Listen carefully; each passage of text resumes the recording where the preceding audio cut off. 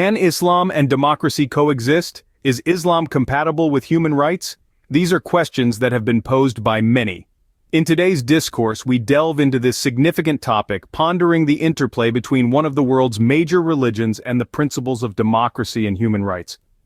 As we embark on this exploration, we'll traverse through time, from the era of Prophet Muhammad, peace and blessings be upon him, to our contemporary world.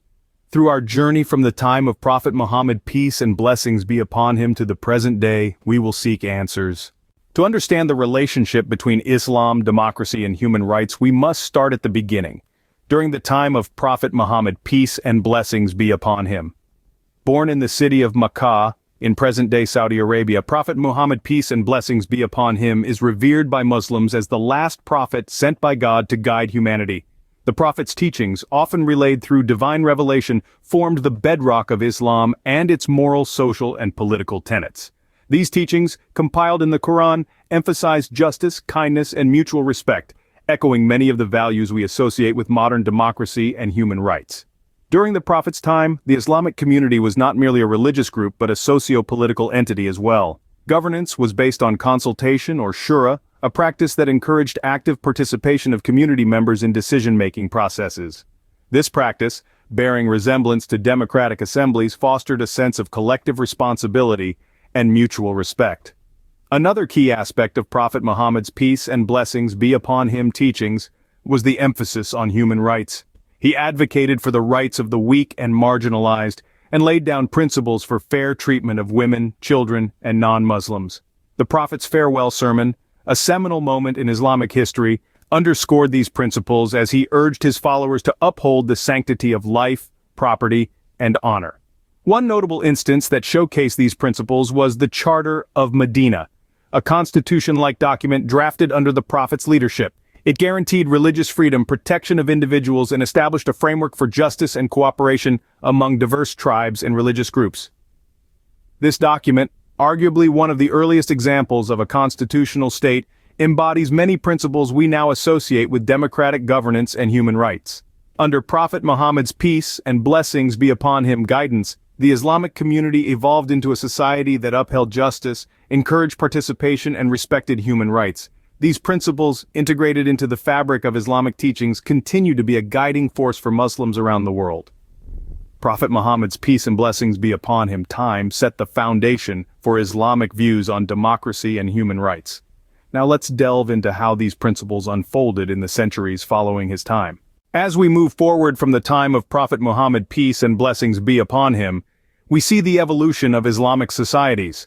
The centuries after the Prophet's life were marked by an expansion of Islamic influence across continents and cultures, from the Middle East to Africa, Europe, and Asia.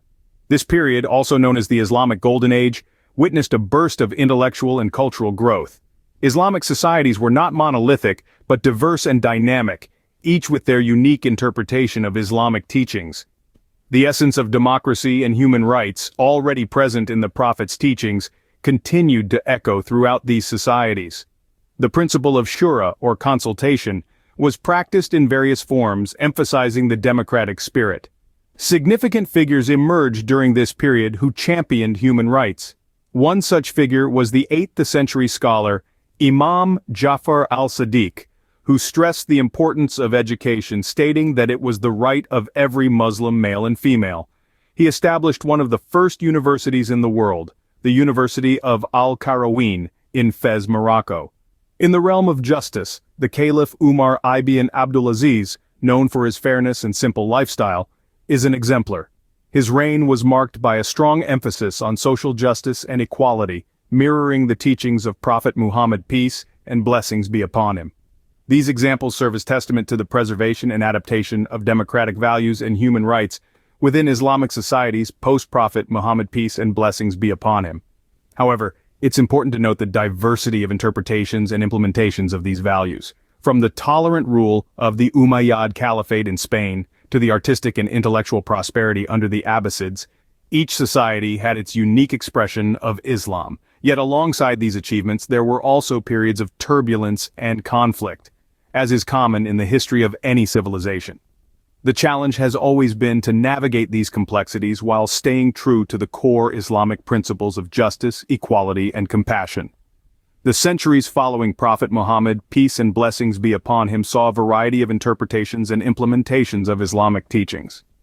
The evolution of these societies is a testament to the adaptability and resilience of Islam, a faith deeply rooted in the principles of human rights and democracy. In the contemporary world, the intersection of Islam, democracy, and human rights is a topic of intense scrutiny. As we navigate the landscape of the 21st century, a pressing question arises. How do modern Islamic states and societies reconcile their faith with democracy and human rights? It's a question that is as rich and complex as the societies themselves. There's a common stereotype that Islam is incompatible with democratic values, but this is a vast oversimplification. In truth, many Muslim-majority countries have adopted democratic systems of government, and countless Muslim citizens worldwide are active advocates for democratic principles. Similarly, human rights is another area where Islam is often misunderstood. Islamic teachings place great emphasis on human dignity, justice, and compassion, all of which are foundational to human rights. Yet it's also true that there are challenges. Some societies struggle to reconcile traditional interpretations of Islamic law with contemporary human rights norms. However, it's important to remember that these challenges are not exclusive to Islam. Every culture, every society, every religion grapples with the tension between tradition and modernity, between individual rights and collective values, and within this tension there have been many successes. There are numerous examples of Islamic societies that have made significant strides in promoting democracy and human rights, demonstrating that these concepts are not antithetical to Islamic principles, but rather can coexist and even mutually reinforce each other. In the modern world, the compatibility of Islam with democracy and human rights continues to be a complex, multifaceted issue. Our journey from the time of Prophet Muhammad, peace and blessings be upon him, to the present day, has shown us the intricate relationship between Islam, democracy, and human rights. We've seen how the principles of justice and equality, deeply rooted in the teachings of Islam, have been resonating throughout history.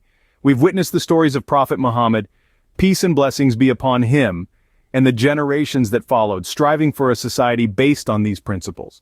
We've also explored the complexities of the modern world, where interpretations of these teachings continue to shape societies, sometimes in ways that challenge our understanding of democracy and human rights. This journey underscores the need for us to be mindful of the cultural and historical contexts that shape our perspectives. It reminds us that understanding is a process, not a destination. It is in this understanding that we can foster dialogue and cooperation, breaking down barriers and building bridges. Until next time, keep questioning, keep learning,